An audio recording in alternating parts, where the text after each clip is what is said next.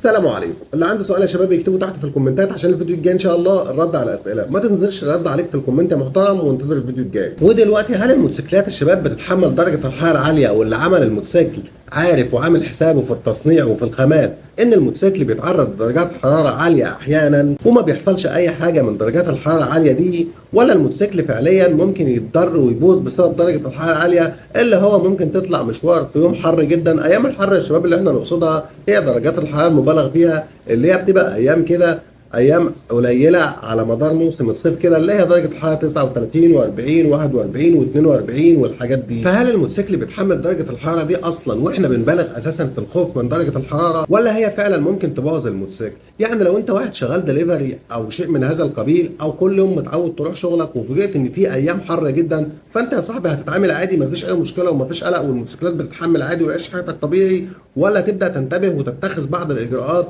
الهامه لحمايتك؟ يعني هل ممكن تطلع كده مشوار في درجه الحر الشديد وترجع بالموتور لادع وتخش على طول تحله في الورشه، ولا الامر ده مستبعد خالص ومش ممكن درجه الحراره تبوظ الموتوسيكل من اساسا؟ دايما بيكون في اسباب تانية كده، انما في النهايه الموتوسيكل بيتحمل درجه الحراره. هي دي الاسئله المهمه يا شباب، وتعالوا بينا بقى نجاوب.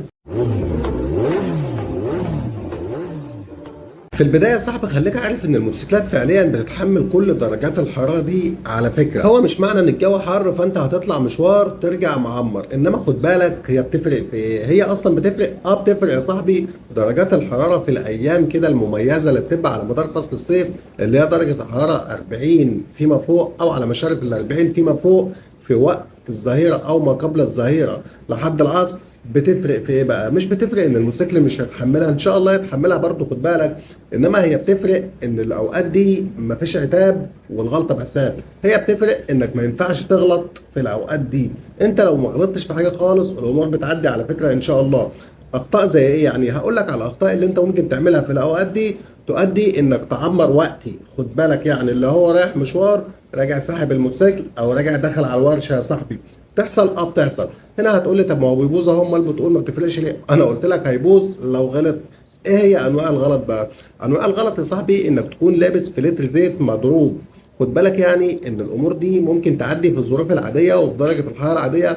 هتحس كده انك مش مرتاح مع الموتوسيكل، السرعه مش عاجباك، الزيت نازل مش عاجبك، الزيت نازل ناقص، صوت خشن، امور زي كده يا صاحبي، انما مش هتعمر وقتي ولا حاجه، ودي بيكون تاثيرها على المدى البعيد. انما في يوم زي ده يا صاحبي هتحل وقتي. خد بالك المقصود ان الخطا هنا ما يعديش. خد بالك ان معظم الناس دلوقتي تسمعني وانا بقول لك زيت مضروب يحس انهم في الامان كده، ولا يا عم انا ما بجيبش زيوت مضروبه خالص. خد بالك يا صاحبي ان في نسبه عاليه من الناس بتلبس في الزيوت مضروبه، هي الناس بس اللي فاهمه وبتجيب الزيوت من مكانها المعتمد من اماكنها المعتمده. هي دي بس الناس اللي فعليا ما بتجيبش زيوت مضروبه، انما كل من هو بيتعامل مع محلات الزيوت والورش والقصص اللي زي دي، لا يا صاحبي في نسبه عاليه بتلبس. فانتبه يا عزيزي لا تكون واحد منهم، في يوم زي ده هيزعلك.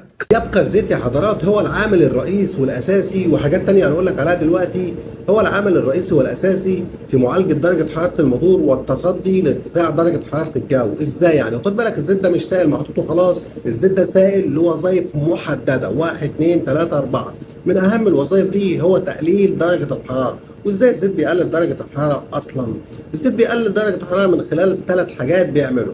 اول حاجه من خلال تقليل الاحتكاك، لما بيقلل الاحتكاك بيقدر يتحكم في درجه حراره المحرك، بالاضافه لان هو نمره 2 بيوزع درجه الحراره على الموتور. تلاحظ انت في الموتور تبريد الهواء وتبريد الزيت اللي ابو سربنتينه، الهواء بيكون جاي من قدام، الا ان انت لو جيت تلمس الموتور من قدام هتلاقي هو نفس درجه حرارته من ورا. ازاي؟ مع ان الهواء شدته جايه من قدام، لانه بيوزع لما بيلف بيوزع درجه الحراره في المحرك، وبناء عليه يسيطر كمان على درجه الحراره. رقم 3 وده العامل الهام برضو والاكثر بل والاكثر اهميه من خلال ان الزيت يقلل درجه حراره الموتور، ان الزيت بيمسك درجه حراره الموتور بيقول له اقف خليك معايا.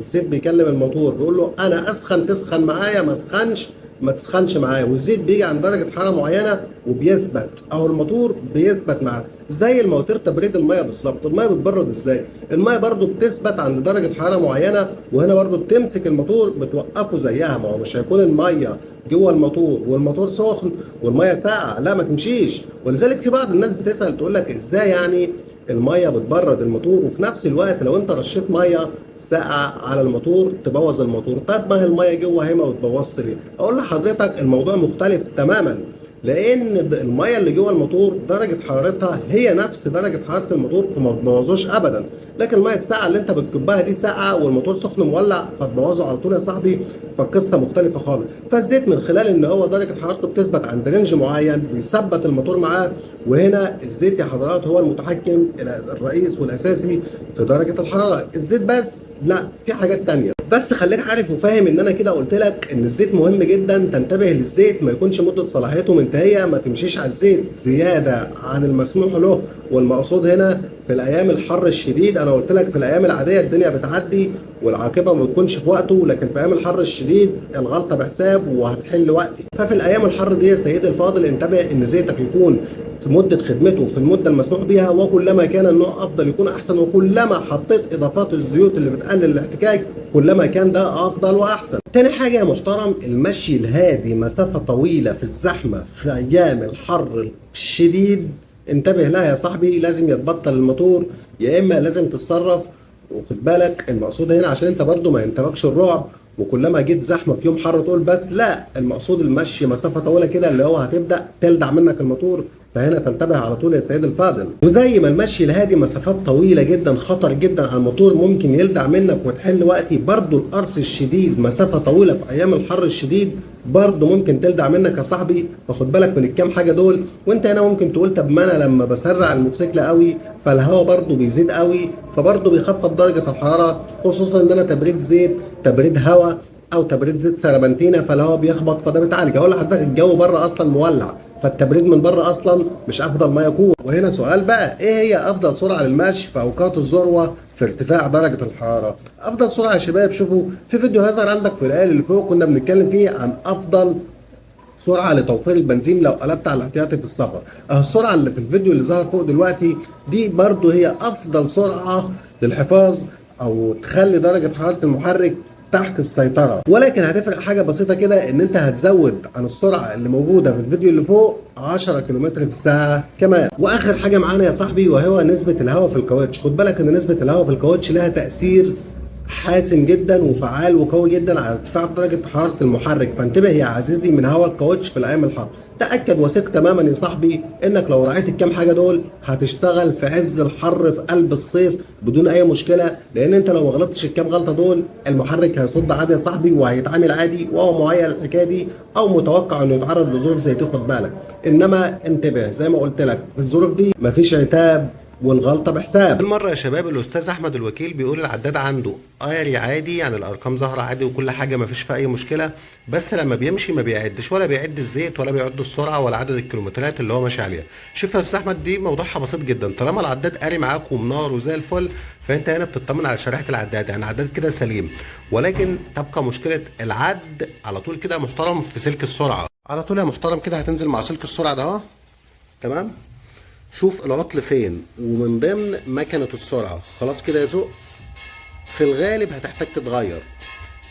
خلاص يا استاذ احمد، فانت اطمن خالص يا محترم. انت روح لاستاذ محمد زي ما قلت لك، الاستاذ محمد ان شاء الله ظبطها لك. والله يا محترم انا وقت بس مضغوط شويه لو كده كنت قابلت. عموما هي مش فيها شغل، يعني هي مكنه سرعه هتتركب بما فيها سلك السرعه. يعني لو المشكله في المكنه نفسها ماشي، لو المشكله في السلك. انما اللي انا عايز اقول لك في الموضوع اطمن، الموضوع مش حاجه بعيده عن سلك السرعه ومكنه السرعه يعني، والحمد لله القصه بعيده عن العداد. يعني الاستاذ محمد احمد بيقول عايزين نجرب تيست 16 خلفي على 17 امامي. شوف يا استاذ محمد، هو التيست ده مش هينفع يشتغل، تمام؟ بس التيست ده يا شباب ما ينفعش يشتغل على الموتوسيكل، اللي هو مش هيظبط لك الاداء، بالعكس هو كمان مش هيأدي لك الاداء العادي اللي انت شغال عليه دلوقتي. يعني هيبقى هتخوض اسوأ تجربه قياده في الموتوسيكل وهتروح تشيله تاني، مش هتشتغل عليه اساسا يعني. فمحدش يغرم نفسه ويركب عشان هيحل تاني.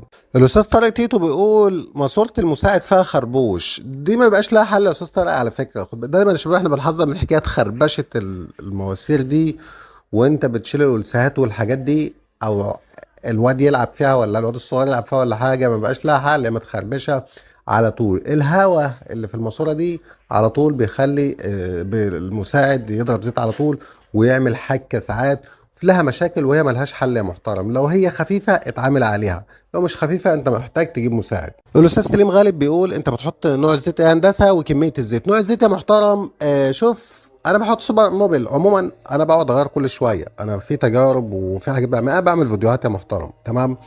بس انت بتسال ايه اللي موجود النهارده؟ اللي موجود النهارده سوبر موبيل فورتي 2050 تمام كده يا محترم. مش لانه احسن حاجه، لا، لانه ما بيضرش الموتوسيكل.